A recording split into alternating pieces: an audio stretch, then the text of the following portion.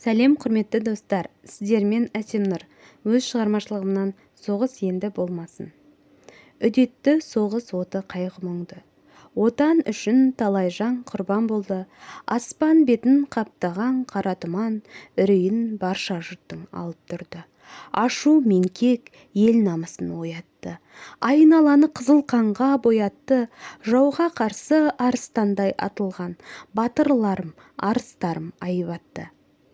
Отан ана жылағанда шерленіп, батырларда жауға шапты ерленіп, отан үшін отқа түсті ерлерім, ұмытпайды кейінгі ұрпақ ерлігін.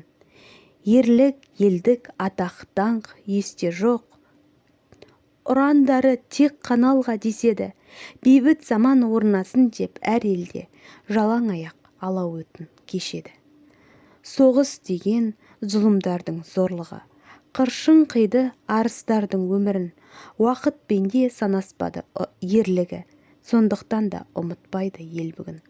Жеңіс келді, қуандық көңіл тасып, ағаштар да түрленді бүршік шашып, бейбіт күнді аңсаған барша жұртым, тымақтарын аспанға тұрды атып. Күн жарқырап, аспанда күліп тұрды, бейбіт өмір шуағы тұнып тұрды, мәз мейрам боп, кәрі жас бүлдіршінде қара түннің қайғысын ұмыттырды.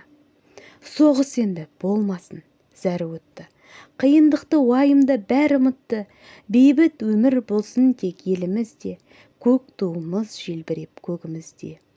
Бейбіт өмір, бейбіт күн, бейбіт аспан, көк туымыз көк аспанмен таласқан, Қазақстан байтақ өлке туыстар, тату тірлік, күміс күлкі жарасқан.